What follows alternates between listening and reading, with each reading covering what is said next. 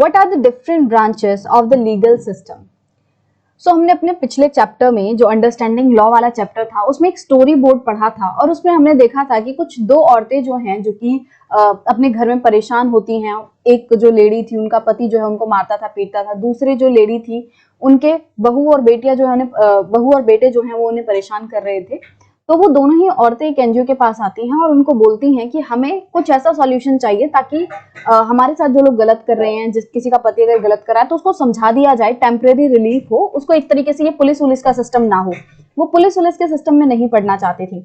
और इसके रिप्लाई में वो लेडी, एनजीओ वाली जो लेडी थी, वो कहती है कि जो सॉल्यूशन आप चाहते हो वो अभी नहीं मिल सकता, क्योंकि ये जो केसेस हैं, जो डोमेस्टिक वायलेंस आपके साथ हो रहा है, ये एक क्रिमिनल लॉ के अंडर आता है, वो सिविल लॉ के अंडर नहीं आता।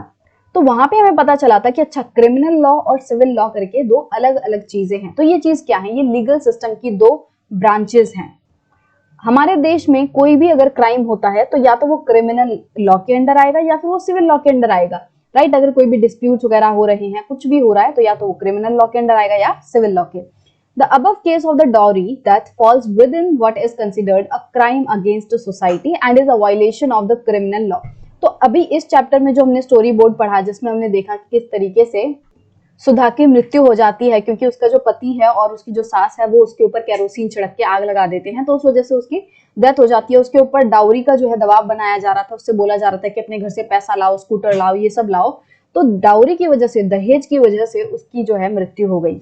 तो ये जो पूरा केस है वो एक क्राइम अगेंस्ट सोसाइटी है। मतलब पूरी सोसाइटी के लिए ही वो चीज खतरा है कि किस तरीके से जो औरतें हैं उनकी कंडीशन घरों में सही नहीं है। वो जिस घर में जा रही हैं, जिसे वो अपना घर समझ रही हैं, उसी घर में उनके साथ इतना ज्यादा गलत व्यवहार हो रहा है। तो पूरी सोसाइटी में हमें ये नजर आ रहा है कि बहुत सारी औरतों के साथ ऐसा हो रहा है और ये सोसाइटी के लिए एक खतरा है। और इसीलिए हम कह रहे हैं कि ये जो केस है वो क्रिमिनल लॉ के अंडर आता है। ये क्रिमिनल लॉ की वायलेशन है, उसका उल्लंघन है। In addition to criminal law, the legal system also deals with the civil law cases. तो criminal law के साथ साथ जो हमारा legal system है वो civil law cases के से भी डील करता है। मतलब ऐसे cases जो कि civil law के अंडर आते हैं। You read in chapter 4 of how a new civil law was passed in 2006 to protect women against domestic violence. और स्टोरी बोर्ड में हमने पढ़ा था कि किस तरीके से डोमेस्टिक वायलेंस के खिलाफ जो है एक लॉ पास हुआ था 2006 में। तो उससे ही रिलेटेड पूरा हमने जो स्टोरी बोर्ड है वो पढ़ा था। और जो नया लॉ पास हुआ था वो एक सिविल लॉ था। Look at the following table to understand some of the significant differences between criminal and civil law. तो अब हम समझते हैं कि आखिरकार क्रिमिनल लॉ और सिविल लॉ में डिफरेंसेस क्या हैं। So criminal law, it deals with the conduct or acts that the law defines as offenses. तो criminal law के अंडर वो सारे acts आते हैं, ऐसे सभी cases आते हैं जिन्हें की कानून offense कहता है, जो कि एक तरीके से गुनाह है। For example, theft, harassing a woman to bring more dowry और murder. तो ये कुछ एग्जाम्पल दिए हैं कि क्रिमिनल लॉ के अंडर क्या क्या आएगा। थेफ्ट, चोरी। अब एक घर में चोरी हुई है तो बाकियों में भी हो सकती है। तो सोसाइटी के लिए जो चीजें खतरा होती हैं, हम मोटे मोटे तौर पे बात करें तो क्रिमिनल लॉ वो होते हैं जो पूरी सोसाइटी के लिए खतरा है, right? Civil law deals with any harm और injury to rights of individuals. तो मतलब कि सिविल लॉ जो है वो केसेस से डील करते हैं जो कि किसी इंडिविजुअल के लिए ही खतरा है। जैसे कि disputes relating to sale of land. अब किसी एक पर्सन की जमीन जो है वो बिक रही थी और उसके बाद उनमें कुछ झगड़ा हो गया, जो जिसको बेची जा रही थी उसने पूरा पैसा नहीं दिया मान लो, तो इससे पूरी सोसाइटी के ऊपर थोड़ी खतरा बन रहा है। तो इससे क्या है, सिविल लॉ वो होते हैं जो कि सिर्फ और सिर्फ इंडिविजुअल के लिए ही खतरा है, उस इंडिविजुअल के राइट जो है वो हनन हो रहे हैं।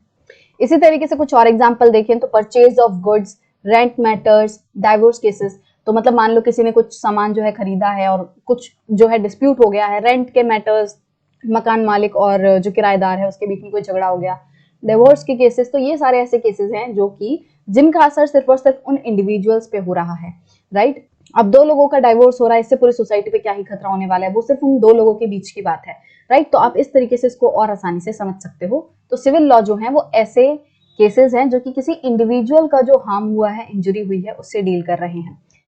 नाउ क्रिमिनल लॉज क्या करते हैं? It usually begins with lodging of an first information report with the police who investigate the crime after which a case is filed in the court.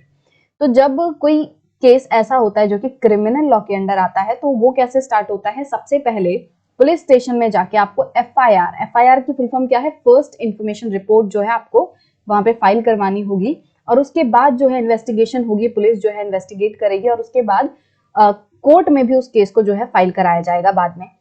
वहीं अगर हम सिविल लॉ के cases की बात करें तो a petition has to be filed before the relevant court by the affected party only. तो इसमें जो है आपको एफआईआर जो है डायरेक्टली लॉन्च करवाने की जरूरत नहीं है, आप डायरेक्टली कोर्ट में जाके अपनी जो अपील है वो डाल सकते हो, आप पेटिशन डाल सकते हो कोर्ट में, और जो भी एप्रोप्रिएट कोर्ट है, जो रेलेवेंट कोर्ट है, आपको डिस्ट्रिक्ट कोर्ट हो गया, हाई कोर्ट हो गया, जो भी है, आप अपने केस के अकॉर्डिंग अपने रेलेवेंट कोर्ट में पिटीशन डाल सकते हो। और पिटीशन भी सिर्फ वही लोग डालेंगे जो कि अफेक्टेड हैं।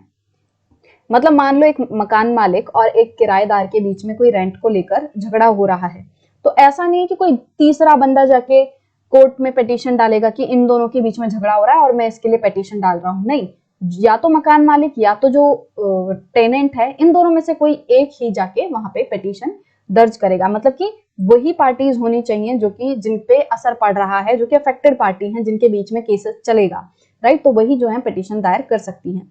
In a rent matter either the landlord और टेनेंट कैन फाइल। अगर हम वही रेंट मैटर की बात करें, या तो लैंडलॉर्ड मकान मालिक या फिर जो किराएदार है वो केस फाइल करेगा। The court gives the specific relief asked for। अब इन केसेस में क्या होता है, कोर्ट जो है वो स्पेसिफिक रिलीफ जो है वो प्रोवाइड कराता है। मतलब कि किराएदार और टेनेंट में और लैंडलॉर्ड में क्या झगड़ा हो रहा था कि जो लैंडलॉर्ड है उसको किराएदार ने पैसे नहीं दिए थे। किराएदार कह रहा था मैं आपको पैसे नहीं दे रहा, और जो भी है वो घर खाली करके नहीं जा रहा था, तो इनके बीच में ये झगड़ा हो रहा था। तो जो लैंडलॉर्ड है उसने पिटीशन दर्ज की कोर्ट में और उसने कहा कि मुझे ये चाहिए कि ये जो किराएदार है पहले तो ये मेरे पूरे पैसे दे जाए और इस घर को छोड़ के चला जाए, मुझे अब ये और अपने घर में नहीं चाहिए। तो फिर जब पूरी सुनवाई वगैरह हुई तो कोर्ट क्या करेगा, जो रिलीफ इस पर्सन ने, इस लैंडलॉर्ड ने मांगा था वो प्रोवाइड करा देगा। वो कह देगा कि ठीक है जी टेनेंट आप गलत हो, आप इनके पूरे पैसे इनको वापस दो, जो भी इनका रेंट बनता है वो दो इनको, और आप इनका घर छोड़ के चले जाओ। तो जो रिलीफ इसने लैंडलॉर्ड ने मांगा था वो रिलीफ इसको दे दिया जाएगा, right? So for instance, in a case between landlord and tenant, the court can order the flat to be vacated and pending rent to be paid। तो वही एग्जांपल है इसमें लैंडलॉर्ड और टेनेंट का कि अगर इन दोनों के बीच की बात है तो कोर्ट क्या कर सकता है, सिचुएशन को देख के वो कह सकता है कि या तो आप पूरा रेंट पे कर दो, और या फिर जो फ्लैट है उसको भी छोड़ के जाने के लिए कह सकता है, जो भी सिचुएशन होगी उसके हिसाब से। वहीं हम क्रिमिनल लॉ की बात करें, if found guilty the accused can be sent to jail and also fine. तो अगर इन केसेस में जो एक्यूज्ड है, मतलब कि ऐसा पर्सन जिसके ऊपर इल्जाम लगाया गया है, अगर उसका इल्जाम जो है सच हो जाता है, मतलब कि वो पर्सन सच में गिल्टी गुनेगार पाया जाता है, तो उस पर्सन को जेल भी भेजा जा सकता है और साथ ही साथ उस पर फाइन भी लगाया जा सकता है। और एक्सट्रीम केसेस में तो उसको जो फांसी की सजा है और ये सब भी हो सकता है। तो इस तरीके से यहाँ पे सजा होती है। तो ये हमने डिफरेंसेस देखे क्रिमिनल लॉ और सिविल लॉ के अंडर कि किस तरीके से इनमें मेन डिफरेंस है। क्रिमिनल लॉ वो हैं जो कि सोसाइटी के ही खिलाफ हैं, जिन्हें की लॉ ऑफेंसेस मानता है, ठीक है। सिविल लॉ वो हैं जो कि किसी इंडिविजुअल पर्सन के राइट को हार्म करते हैं, इंजरी करते हैं, उनका हनन होता है। यहाँ पे क्या होता है, यहाँ पे आपको एफआईआर लॉन्च करनी होती है और उसके बाद पुलिस जो है कोर्ट में केस फाइल करेगी और यहाँ पे डायरेक्ट कोर्ट में जाके केस फाइल किया जा सकता है, बट जो अफेक्टेड पार्टी हैं वही करेंगी। और यहाँ पे अगर सजा की बात करें तो क्या होता है कि सजा अगर पता चल जाता है कि हाँ जिस पर्सन के ऊपर इल्जाम लगाया है वो गिल्टी है, तो उसको जेल हो सकती है, फाइन हो सकता है, और यहाँ पे जो भी उसका रिलीफ होगा, उसको कुछ पैसा वगैरह देना है या जो भी रिलीफ मांगा जाएगा, इंटरेस्टेड पार्टी चाहती है वो उसको कोर्ट दे देगा। Now fill in the table given below based on what you have understood about criminal and civil law। तो जो अभी हमने डिफरेंस समझा क्रिमिनल और सिविल लॉ के बीच में, उसके बेसिस पे हमें ये टेबल फिल करनी है। सो डिस्क्रिप्शन ऑफ वायलेशन, तो यहाँ पे वायलेशन की डिस्क्रिप्शन दी हुई है कि किस चीज का उल्लंघन हुआ है, और यहाँ पे हमें बताना है कि ब्रांच ऑफ लॉ क्या है और प्रोसीजर क्या फॉलो होगा। So a group of girls are persistently harassed by a group of boys while walking to school.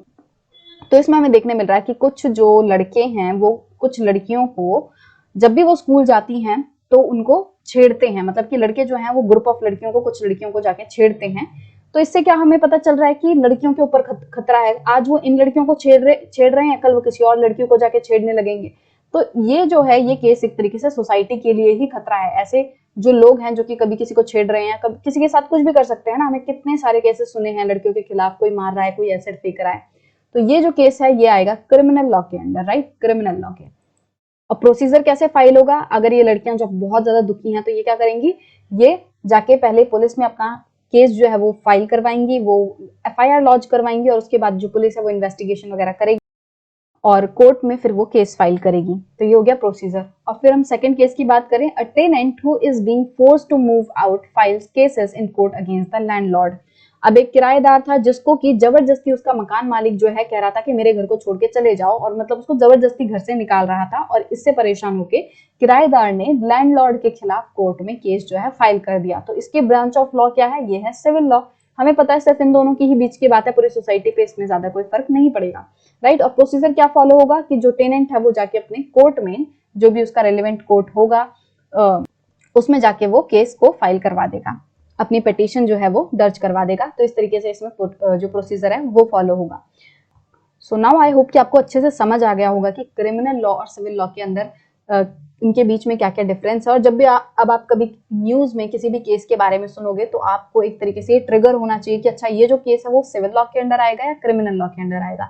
तो इस तरीके से आपको इस चीज पे ध्यान देना है।